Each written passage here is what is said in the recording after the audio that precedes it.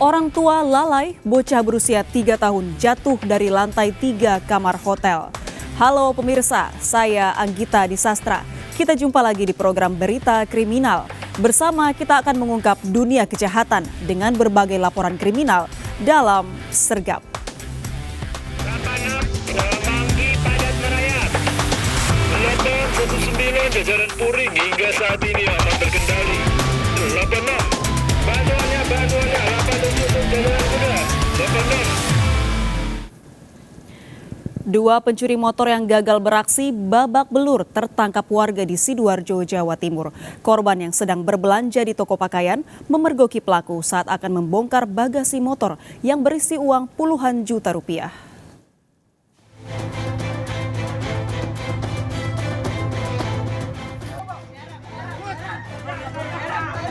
Warga menangkap dua pencuri motor yang gagal beraksi di kawasan Asem Bagus, Sidoarjo, Jawa Timur. Masa yang emosi terus menghakimi kedua pelaku yang merupakan warga Ogan Komering Ilir, Sumatera Selatan. Peristiwa berawal saat korban Zaini bersama istri dan anaknya yang sedang menggunakan motor mampir ke sebuah toko busana dan aksesoris usai mengambil uang puluhan juta rupiah dari sebuah bank. Diduga kedua pelaku sudah mengikuti korban. Saat korban meninggalkan motornya, kedua pelaku segera beraksi. Usai membobol kunci kontak, satu pelaku berusaha membongkar bagasi motor yang berisi uang tunai. Namun aksi tersebut dipergoki korban. Pelaku berusaha kabur, namun korban berteriak hingga mengundang massa. Kedua pelaku tertangkap di lampu merah Asem Bagus karena terjebak macet. Korban yang emosi menabrak kedua pelaku hingga terpental. Ditengok langsung di gini-gini karena sama pelaku ya? Iya. Joknya diangkat-angkat? Ya, joknya. Jok sepeda motornya? Ya, sampai keras itu, langsung saya teriak maling kejar. Saya kira uang itu sudah diambil, langsung kejar saya gitu. IT merusak kunci sepeda motor. Nah, setelah mau akan di-start sepeda motor itu ketahuan oleh pemilik, sehingga pelaku dua orang lari dengan mengendari sepeda motornya sendiri. Kedua pelaku mendekam di Polsek Asem Bagus. Dari Situbondo, Jawa Timur, Rizky Amirul Ahmad melaporkan. Seorang kontraktor di Pekalongan, Jawa Tengah dianiaya sekelompok anggota organisasi masyarakat. Penganiayaan dipicu perselisihan soal proyek.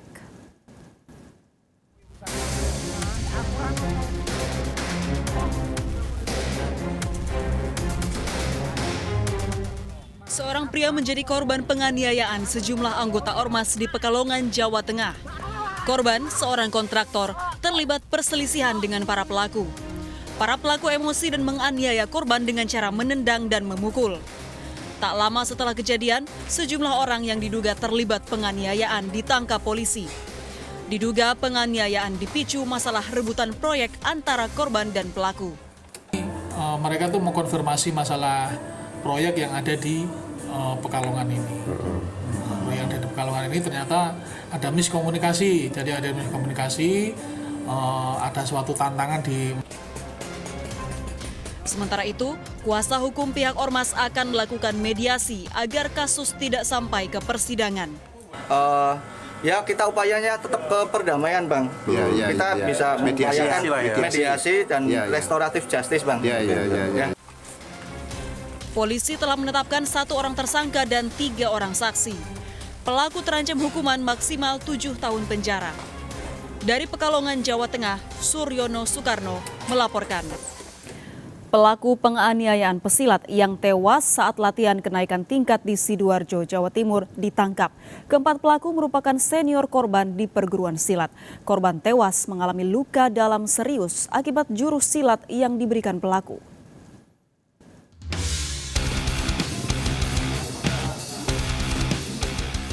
Inilah 3 dari 4 tersangka penganiayaan siswa SMK yang tewas dalam pelatihan perguruan silat di Sidoarjo, Jawa Timur. Keempat pelaku merupakan senior korban, 1 diantaranya masih di bawah umur. Pelaku sempat memperagakan beberapa jurus saat proses kenaikan tingkat hingga peristiwa korban jatuh akibat pukulan dan tendangan. Korban siswa SMK Negeri 1 Jambon dianiaya usai salah satu pelaku mendengar kalimat kasar yang tidak sengaja dilontarkan korban. Namun nyawa korban tak tertolong setelah mendapat perawatan medis. yang mendengar umpatan-umpatan daripada korban. Kemudian korban dibina kembali karena ini adalah pelatih-pelatihnya. Jadi dibina kembali juga sama mendapatkan pukulan dan juga. Sebelumnya korban berpamitan untuk latihan kenaikan sabuk silat. Hingga keluarga menerima kabar bahwa anaknya tak sadarkan diri di rumah sakit. Diketahui siswa SMK Negeri 1 Jambon baru bergabung dengan perguruan silat selama 3 bulan. Keempat pelaku ditahan di Mapolresta dengan ancaman hukuman 15 tahun penjara. Dari Sidoarjo, Jawa Timur, Yoyok Agusta melaporkan. Teror pelemparan batu terjadi di Jalan Raya Kediri, Pare, Jawa Timur. Pelaku yang telah 6 kali beraksi dalam sebulan mengincar kendaraan yang melintas pada dini hari.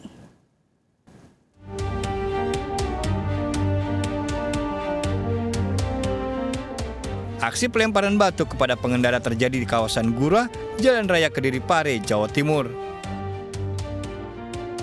Kejadian ini membuat kaca depan mobil pecah.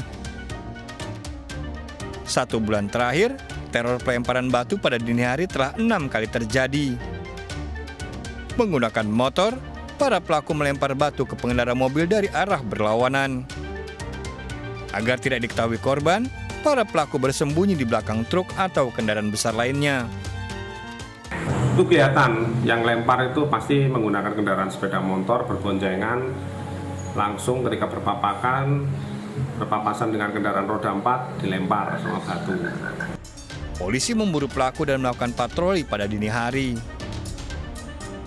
Dari Kabupaten Kediri, Jawa Timur, Afnan Subagio melaporkan. Sekelompok orang tak dikenal menjarah toko merchandise Persebaya di kawasan Surabaya Town Square. Pelaku diduga oknum supporter bola yang menggeruduk kantor manajemen Persebaya.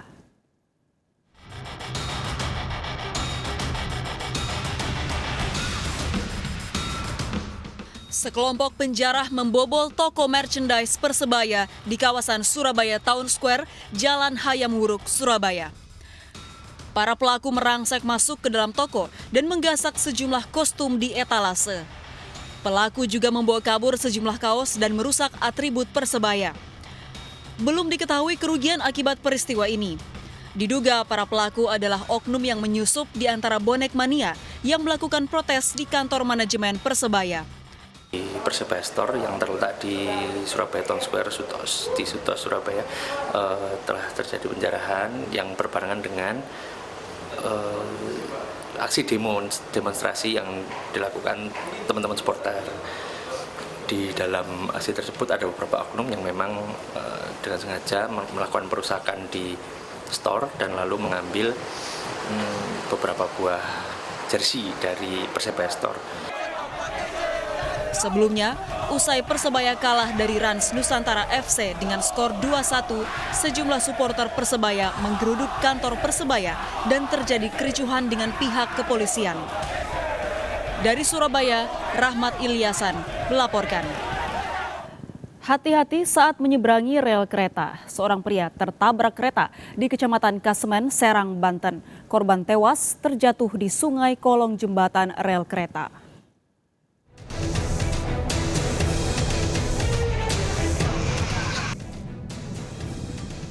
Sesosok mayat pria paruh baya tergeletak di pinggiran sungai di kolong jembatan rel kereta Kampung Kroya Bugis, Kota Serang, Banten. Dibantu warga, petugas mengevakuasi jasad korban. Korban, seorang pemulung, terjatuh usai tertabrak kereta pengangkut batu bara yang melintas dari Serang menuju Cigading. Sebelumnya korban sudah diperingatkan warga agar tidak melewati jalur, namun tidak dihiraukan. Sudah dihiraukan sama masyarakat juga yang lagi ngeberesin motor. Wah, suruh turun ada kereta, dia tidak menghiraukan, dia ya terpaksa dia akhirnya tertabrak kereta gitu. Jasad korban dilarikan ke rumah sakit untuk divisum. Dari Serang, Banten, Mahesa Apriandi melaporkan. Tutup dan kuncilah pintu rumah dengan benar. Diduga lupa mengunci pintu, sebuah rumah di Cikokol, Kota Tangerang, Banten menjadi sasaran perampok bersenjata api. CCTV merekam saat seorang pemilik rumah berduel dengan dua pelaku.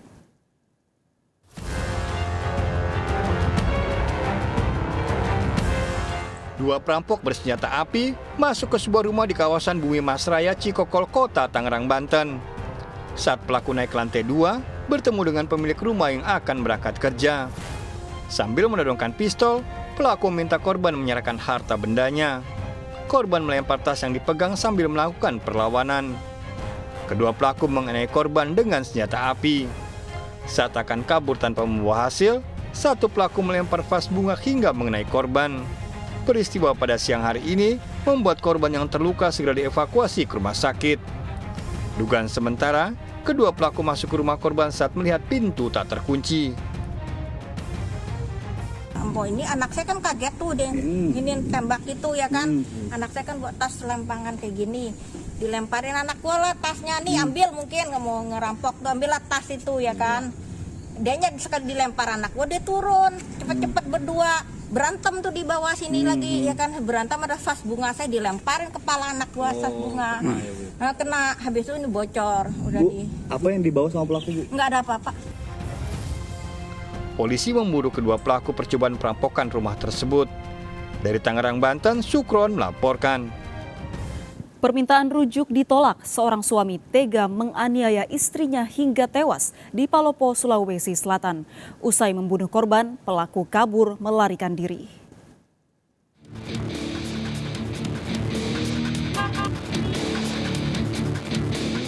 Petugas mengevakuasi jasad Sarah Raswani, seorang ibu rumah tangga yang tewas mengenaskan di sebuah kamar wisma di Jalan Andi Jema, Palopo, Sulawesi Selatan. Ibu satu anak ini tewas akibat luka senjata tajam di bagian perut.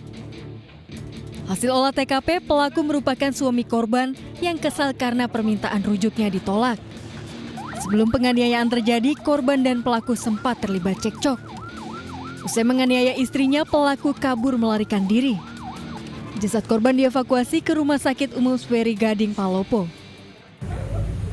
Untuk pelaku sudah kami kantongi modus kenapa terjadi dugaan pembunuhan ini. Kami masih lakukan terus pendalaman dan terhadap pelaku sudah dilakukan upaya pengejaran oleh anggota di lapangan. Polisi masih melakukan pengejaran terhadap pelaku yang identitasnya sudah diketahui. Dari Kota Palopo, Sulawesi Selatan, Nasruddin Rubak melaporkan.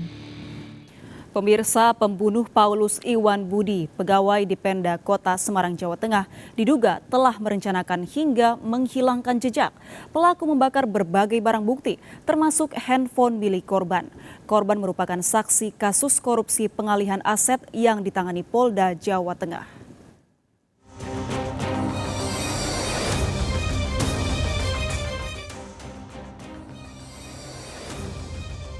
Polisi masih terus mencari bagian tubuh Paulus Iwan Budi yang belum ditemukan di sekitar lahan ilalang Pantai Marina, Kota Semarang. 3 bagian tubuh, kepala, kaki kanan, dan tangan belum ditemukan. 0655 itu terpantau di depan Akpol. Dari data Polrestabes Semarang, perjalanan Iwan Budi terekam jejaknya tanggal 24 Agustus melalui CCTV melintas di Jalan Ngesrep, Jalan Jatingaleh, Jalan Madukoro, hingga terakhir di jalan masuk kawasan Pantai Marina. Polisi memastikan pembunuhan dilakukan tanggal 24 Agustus karena dari CCTV Iwan Budi tidak terekam keluar dari kawasan Pantai Marina. Seharusnya tanggal 25 Agustus Iwan Budi akan memberikan keterangan pada penyidik di Treskrimsus Polda Jawa Tengah dalam kasus korupsi pengambil alihan aset lahan tahun 2010. Untuk membuktikan melalui tes DNA, kita meminta gen dari anak yang bersangkutan. Kesimpulan bahwa yang bersangkutan sudah dalam keadaan meninggal, lalu kemudian ada pembakaran. Ada satu HP yang di TKP itu ikut terbakar. Jadi ini sepertinya bagian daripada perencanaan, bagian daripada untuk menghilangkan barang bukti, dibakar, kemudian di tempat yang oleh masyarakat umum jarang tersentuh, kira-kira begitu. Polrestabes Semarang telah menyerahkan jenazah Iwan Budi pada keluarga untuk dimakamkan meski belum utuh. Iwan Budi sebelum ditemukan tewas dalam masa promosi jabatan Kepala Bidang Pajak Bapenda Kota Semarang. Oni Anggorowati, istrinya, mengatakan suaminya pernah menyampaikan masalah jabatan yang diemban. Sebenarnya yakin baik. Dia orang mau promosi dari fungsional kan sekarang lagi kan struktural. Tapi dulu fungsional. Ternyata dia nggak suka ternyata. Dia diminta aja kalau yang pernah cerita ada yang nggak suka. Tapi saya orang yang nggak dia bilang nggak suka. Ada yang rasa nggak bilang nggak suka, dia bilang saingannya banyak. Kita mengalir saja. Kalau itu rezeki papa ya kita jalani, kalau bukan rezeki papa ya nggak apa-apa. Perjalanan Iwan Budi tanggal 24 Agustus 2022 berangkat bekerja sempat salah memakai seragam. Iwan Budi tidak pulang sejak berpamitan berangkat bekerja. Perjalanan Iwan Budi berangkat bekerja ke kantor Bapenda Kota Semarang menggunakan sepeda motor dinas terekam CCTV sejak simpang kantor Kecamatan Gajah Mungkur hingga traffic light Akpol, kemudian gerbang Pantai Marina. Tanggal 25 Agustus seharusnya Iwan Budi memenuhi panggilan pemeriksaan dengan penyidik di Treskrimsus Polda Jawa Tengah dalam kasus korupsi. 8 September, mayat Iwan Budi ditemukan pekerja alat berat dengan kondisi terbakar hampir 100%, sementara 4 bagian tubuh hilang. Di lokasi ditemukan sepeda motor serta papan nama.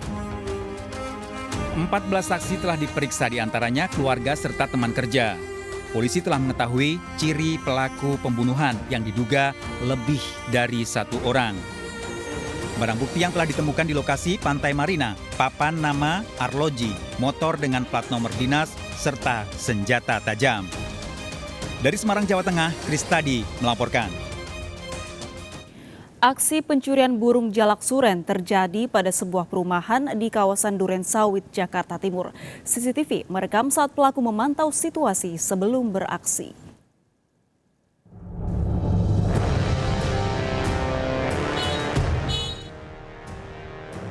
Seorang pemuda berjaket merah berjalan kaki seorang diri di perumahan Buaran Baru, Durensawit, Jakarta Timur. Pelaku beberapa kali memantau situasi sebelum beraksi. Saat dipastikan aman, pelaku langsung memanjat pintu pagar dan mengambil kandang yang berisi burung. Menghindari kecurigaan warga, pelaku meletakkan kandang burung di dekat tempat sampah, sementara burung jalak surennya dimasukkan ke dalam tas. Peristiwa terjadi saat pemilik rumah sedang keluar kota. Korban mengalami kerugian jutaan rupiah. Kejadian itu kurang lebih 5-10 menit lah. Jadi dia juga larinya dari masuk ke sini sih mondar-mandir sekitar 3 kali. 3 kali dia larinya tuh langsung ke belakang. Kawasan ini rawan pencurian. Dari Jakarta, Rio Manik melaporkan. Kebakaran menghanguskan sebuah rumah di Jalan Haji Taiman, Pasar Rebo, Jakarta Timur. Kejadian di permukiman padat tersebut membuat panik warga.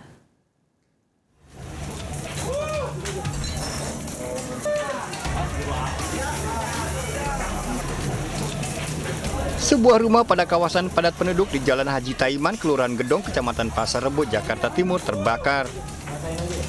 Api dengan cepat membesar dan menghanguskan seluruh bangunan berlantai 2. Percikan listrik dan runtuhan bangunan nyaris menimpa beberapa warga yang berusaha memadamkan api. Petugas yang tiba di lokasi langsung berusaha memadamkan api agar tidak merambat ke rumah lainnya. Api pertama muncul dari bagasi mobil yang terparkir di garasi rumah dan dengan cepat membesar hingga menghanguskan seluruh bagian rumah. Awalnya sih dari bagasi mobil ya, dari bawah, di situ kebakarannya awalnya sih. Saya juga nggak tahu juga kan, saya dari sana kan dari tongkrongan lari aja nanti ke sini, kan udah gede di bawahnya. Udah kita usaha madamin tapi nggak bisa juga kan, akhirnya udah gede naik atas, langsung makin besar akhirnya. Api padam 2 jam kemudian. Dari Jakarta, Rio Manik melaporkan.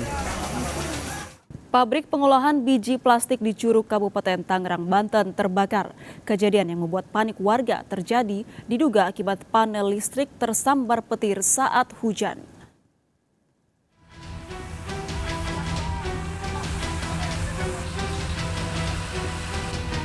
Kobaran api yang disertai dengan kepulan asap pekat membakar sebuah pabrik pengolahan biji plastik di Kecamatan Curug, Kabupaten Tangerang, Banten. Banyaknya bahan yang mudah terbakar membuat api cepat membesar. Petugas pemadam yang datang terkendala sulitnya sumber air. Untuk memudahkan proses evakuasi, tembok dan atap dirobohkan. Sebelum pabrik terbakar, sempat terdengar suara petir yang disertai dengan beberapa kali ledakan. Dugaan sementara, kebakaran dipicu ledakan panel listrik yang tersambar petir saat hujan. Gudang-gudang buat naruh bahan-bahan plastik. Bapak tahu nggak penyebab apanya? Gua kurang tahu kalau itu. Tapi sempat ada petir gede sih. Jadi kesambar petir dulu baru kebakar, Pak? Kemungkinan seperti itu. Penyebab kebakaran dalam penyelidikan. Dari Kabupaten Tangerang, Banten, Aimarani melaporkan.